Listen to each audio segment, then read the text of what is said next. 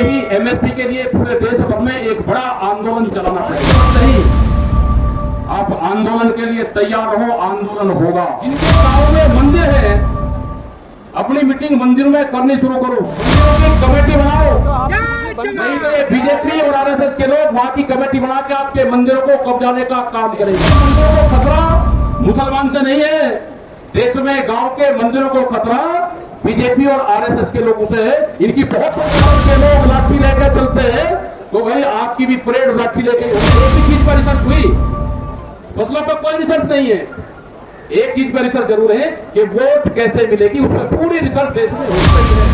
तो उसको थाने में ले जाओ, जो थानेदार है उसके पास में फंड है, वो बड़ी गौशाला में उसको भिजवा देंगे। तो भाई एक बार धन्यवाद तो कहाँ लेकर जाने हैं हमारा पशु?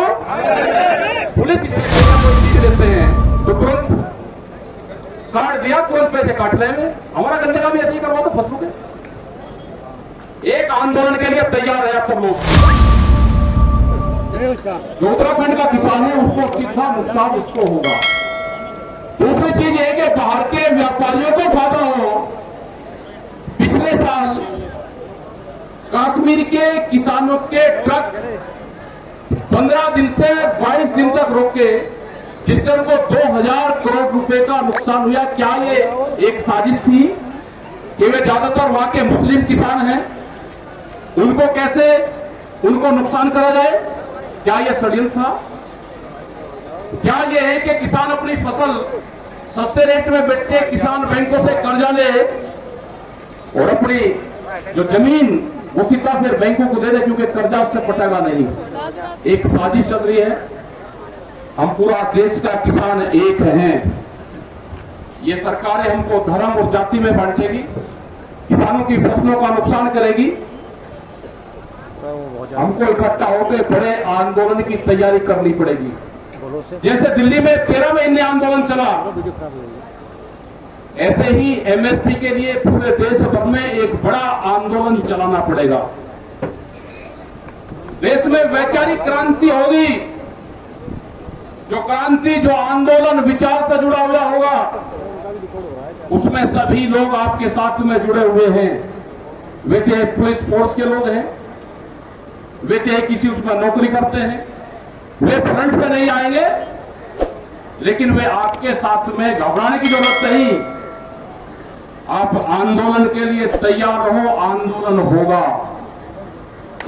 आने वाले टाइम पे ट्रैक्टर अपने तैयार रखना। ट्रैक्टर का बड़ा आंदोलन होगा ट्रैक्टर से। जैसे पंजाब और हरियाणा के लोग अपने मजबूती के साथ में ट्रैक्टर रखते हैं, ऐसे ही हमारे लोग भी, क्योंकि वो ट्रैक्टर चलेगा। जो ट्रैक्टर 10 साल पुराना हो जाएगा, भारत सरकार ने 10 साल पुराना ट्रैक्टर बंद कर दिया। डीजल से चलने वाले कोई भी वाहन बंद कर दिए। क्या ये कानून देश में होना चाहिए कि जिससे बड़ी कंपनियों को फायदा होगा और किसान को नुकसान होगा? जो एनसीआर है उसमें 10 साल डीजल वाहन, वो चाहे जज की गाड़ी हो, वो डॉक्टर की गाड़ी हो, वो किसान का ट्रैक्टर हो, वो रोडवेज की गाड़ी हो, ये सारा एक कैटेगरी में आ सकता है। कौन किसान है कि जो 10 साल में अपना ट्रैक्टर बदल देगा? एक बड़ी लड़ाई, बड़ा संघर्ष देश में फिर होगा। जमीन अधिग्रहण के मामले, आप लखनऊ एयरपोर्ट की आप बात कर ले, 1 रुपया मुआवजा नहीं दिया। 1 रुपया मुआवजा भी। जहां जहां लोग आंदोलन कर लेते हैं वहां पर मुआवजे की बात कर लेते हैं। लखनऊ में कुछ किसान संगठन थे, उन्होंने इसकी बात उठाई और आंदोलन छोड़कर चले गए, और उन किसानों की पूरी जमीन एयरपोर्ट में चली गई। सरकार और अधिकारी क्या कहते हैं कि 1942 में जब देश आजाद नहीं था, अंग्रेजी हुकूमत के अधीन था, उस टाइम पे ये जमीन ले ली थी। क्या देश आजाद हुआ, ये लखनऊ का एयरपोर्ट का किसान आजाद नहीं हुआ?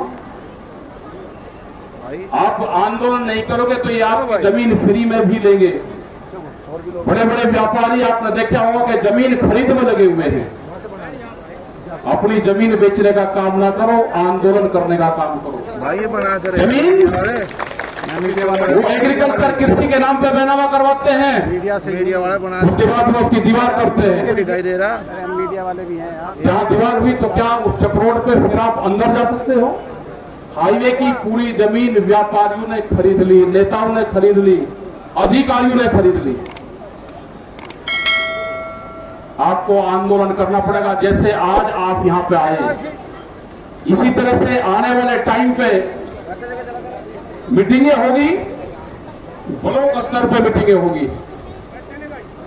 अपना ब्लॉक, अपनी मीटिंग, कोई ब्लॉक से बाहर का आदमी उस मीटिंग में नहीं आएगा। गांव के अध्यक्ष अपने सुझाव रखेंगे, आंदोलन को मजबूत करने का काम करेंगे पूरे देश भर में। वैचारिक क्रांति होगी, जो क्रांति जो विचार से जुड़ी हुई क्रांति हो वो होगी। उसके लिए अपनी फौज तैयार करनी है, अपने वॉलंटियर तैयार करने हैं। और ये ध्यान से सुन लो भाई, आरएसएस के लोग, अब ध्यान से सुन लेना, जिनका जो एजेंडा है, सब लोग जिनके गांव में मंदिर है, अपनी मीटिंग मंदिर में करनी शुरू करो। मंदिरों की कमेटी बनाओ, नहीं तो ये बीजेपी और आरएसएस के लोग वहां की कमेटी बना के आपके मंदिरों को कब्जाने का काम करेगी। देश में मंदिरों को खतरा मुसलमान से नहीं है, देश में गांव के मंदिरों को खतरा बीजेपी और आरएसएस के लोगों से है। इनकी बहुत संस्थाएं हैं। और भी ध्यान से सुन लो, अगर आरएसएस के लोग लाठी लेकर चलते हैं तो भाई आपकी भी परेड लाठी लेके ही होनी चाहिए। अगर उनकी मीटिंग, उनके साथ में अधिकारी उनकी शाखाओं में जाएंगे तो हमारे विचारधारा के लोग भी हमारे बीच में आएंगे, बैठेंगे। उनके खिलाफ कोई कार्रवाई हुई तो शाखाओं के खिलाफ हमारे प्रोग्राम चलेंगे। उनसे सीखने की भी जरूरत है। वे जैसे 8-8 दिन के प्रोग्राम चलाते हैं, हमको भी 8-8 दिन के प्रोग्राम चलाने चाहिए। मोबाइल बगल रखकर उनसे सीखना भी चाहिए। उन्हें पूरे देश को धार्मिक भावनाओं से जोड़ दिया, आप अपने देश के किसानों को किसान भावनाओं से जोड़ दो।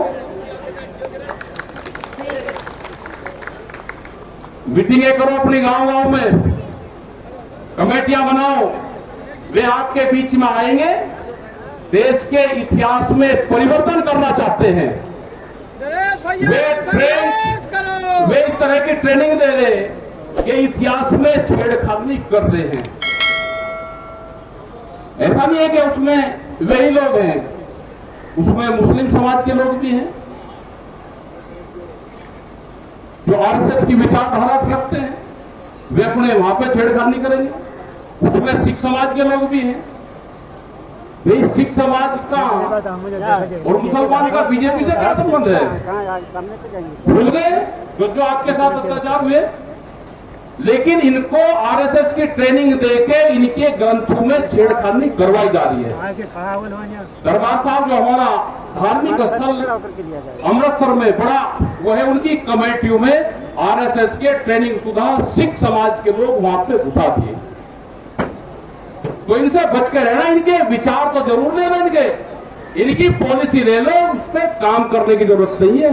अपने बीच में देखो, हमारे संगठन में भी बहुत लोग घुसने की कोशिश कर रहे धीरे धीरे। इनसे बच के रहना, इनसे बच के रहना। संगठन में इनके लिए कोई जगह नहीं भाई। जो आदमी देश को तोड़ने की बात करता है, जो संविधान के कायदे कानून में नहीं चलता, जिसने पूरे देश की संस्थाओं पे कब्जा कर लिया, जिस देश में कैमरा और कलम पे बंदूक का पहरा है, जिसने पूरे मीडिया हाउस पे कब्जा कर लिया, जो पार्लियामेंट में लोकतंत्र के मंदिर में अगर विपक्ष के लोग बोल रहे हैं और उनको धमकाया जाता है एक मेंबर पार्लियामेंट के द्वारा कि या तो बोलना बंद कर दो, नहीं तो आपके घर पे ईडी और वे आ जाएगी, तो क्या इस तरह का देश में कोई आ जाती है? अभी इनका कोई एजेंडा नहीं है। इनका एजेंडा है कि वोट कैसे मिलेगी। देश में एक ही चीज पर रिसर्च हुई, फसलों पर कोई रिसर्च नहीं है। एक चीज पर रिसर्च जरूर है कि वोट कैसे मिलेगी, उस पर पूरी रिसर्च देश में हो रही है। और जो विपक्ष के लोग हैं भैया, इन्होंने भी गठबंधन बड़ा बना लिया, बड़ा कौवा हो गया, आपस में मत लड़ो। देश में अगर विपक्ष भी कमजोर होगा तो देश में तानाशाहों का जन्म होगा, तानाशाहों का जन्म होगा देश में। विपक्ष भी देश में मजबूत रहना चाहिए। जनता की कोई गलती नहीं है, जनता इनको कोई वोट नहीं दे रहा, लेकिन अब तो भाई जब गिनती होती है तो बीजेपी का हारा हुआ कैंडिडेट जीत का सर्टिफिकेट लेकर जाता है। क्या कोई एक आदमी कोर्ट में गया, कोई एक आदमी इलेक्शन के वहां गया, और उसका असर यह रहा कि जो छोटे चुनाव हुए उसमें जो किसान का चुनाव था, जिला पंचायत का, जो बैंकों का चुनाव था, जो सोसाइटी का चुनाव था, अगर कैंडिडेट बीजेपी का नहीं है, दूसरा कैंडिडेट कोई किसान है, तो उसके सबके पर्चे कैंसिल हुए। तो शर्म आनी चाहिए भाई किसान संगठनों को भी। विपक्ष के लोग कोई आंदोलन नहीं कर रहे, और जब तक विपक्ष के लोग लाठी नहीं खाएंगे, जेल नहीं जाएंगे, घर के बेडरूम में सोएंगे, तो भाई सोते ही रह जाना हवाई हवाई आपका काम।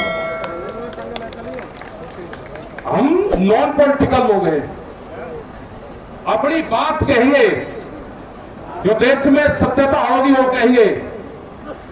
अगर सरकार, कोई भी सरकार खिलाफ किसानों के फैसला लेगी तो उसके खिलाफ हमारे आंदोलन जारी रहेंगे। हम अभी मध्य प्रदेश में जाएंगे 20 तारीख के बाद में, छत्तीसगढ़ जाएंगे, राजस्थान में जाएंगे, उसके बाद में बिहार में जाएंगे। तो जो भी सरकारें किसानों के खिलाफ फैसला लेगी, हम उसके खिलाफ वहां पे बिगुल बजाने का काम करेंगे। क्योंकि बिहार में भी 17 साल पहले बाजार समिति जो मंडियां हैं वो बंद है, बिहार में कोई मंडी नहीं है। बिहार के लोग इसलिए तो मजदूर बन गए, या तो वे मजदूर और लेबर बन गए, या वे पढ़ाई में चले गए तो अधिकारी बन गए। किसान बिहार में कोई बनना नहीं अब चाहता, क्योंकि बड़ा व्यापारी गांव में जाता है, फसलों को खरीदता है, उसको रेट नहीं देता। तो आप अपने आंदोलन का तीन रखें। बिजली का एक बड़ा इशू है, कई स्टेट में बिजली फ्री है, प्रदेश में सबसे महंगी बिजली। घोषणा पत्र में यह कहा कि बिजली फ्री देंगे, सरकार बनने के बाद में कहा कि 1 साल के लिए फ्री देंगे, लेकिन मीटर लग रहे हैं। मीटर में कोई फ्री बिजली कैसे आएगी भाई, वो टेक्नोलॉजी बता दो, वो नहीं बता रहे। देखो 5 साल मीटर नहीं लगेंगे, हम तो घोषणा पत्र को मानेंगे। या तो ये कहोगे घोषणा पत्र नकली था, जिसने घोषणा पत्र बनाया उसके खिलाफ रिपोर्ट दर्ज करो। अगला जो आपका चुनाव होगा 27 में, जब भी यहां पे विधानसभा का चुनाव होगा 27 में, उसमें घोषणा पत्र लेकर आओ, उसमें कहोगे मीटर लगाएंगे। जो दस्तावेज है उसका फोटो लगा के बड़े बड़े होल्डिंग बनाओ, ये लगाने पड़ेंगे। आवारा पशु का एक बड़ा मामला है, मुख्यमंत्री जी ने खैर एक घोषणा तो उन्होंने ठीक कर दी, जो घोषणा करी भाई उसकी तारीफ भी करनी चाहिए।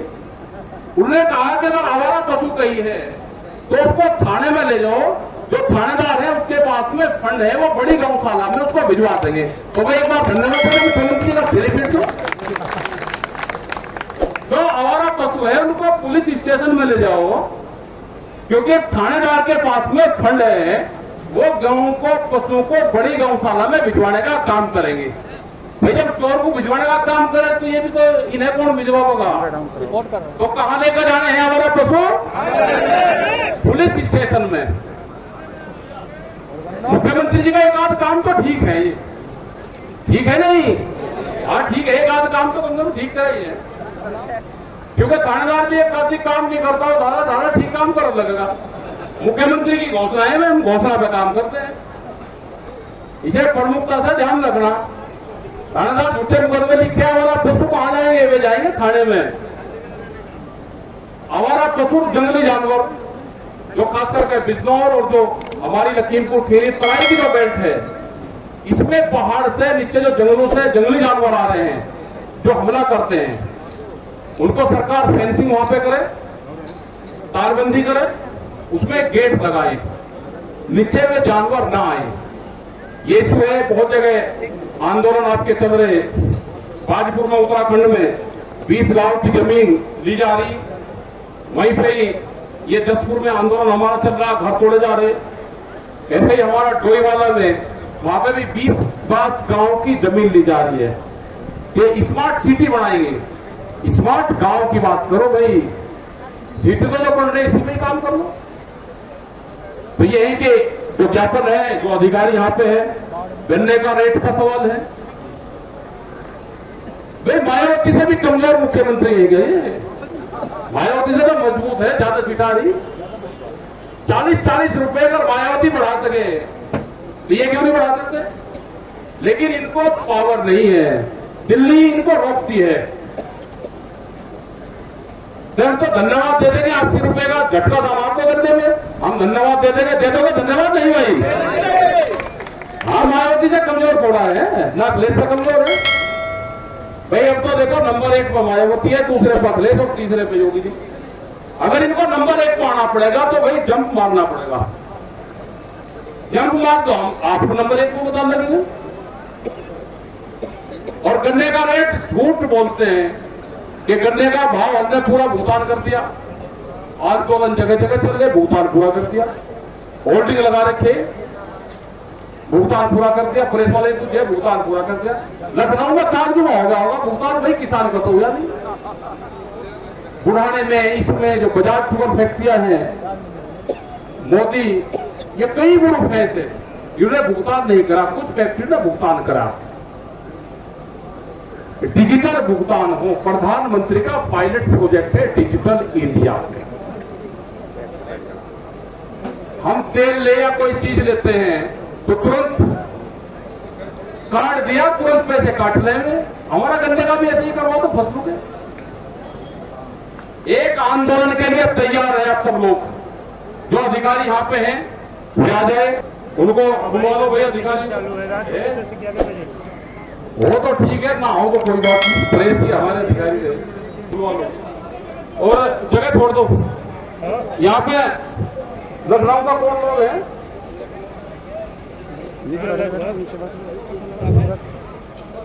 पीछे कहाँ रहो यार? तो आओ जी, पाँच शर्मा जी, आप बैठे रहो, आप जो मेरा फोटो खिंचवाने की रह रही है, बैठे रहो।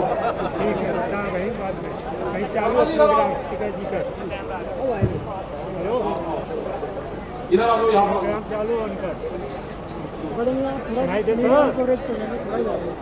हाँ नहीं ठीक है, मुलाकात करते रहो, छुट्टी मुलाकात ना करियो।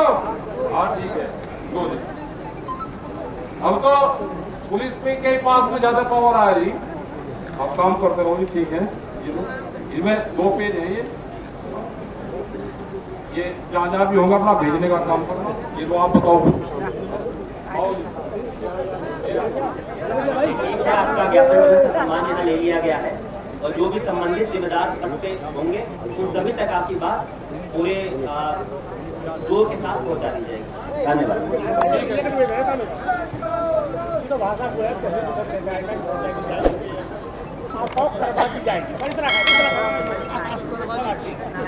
आपका सबका धन्यवाद भाई। सब लोग जो गाड़ियों से आ रहे हैं वो बहुत प्यार से जाएंगे।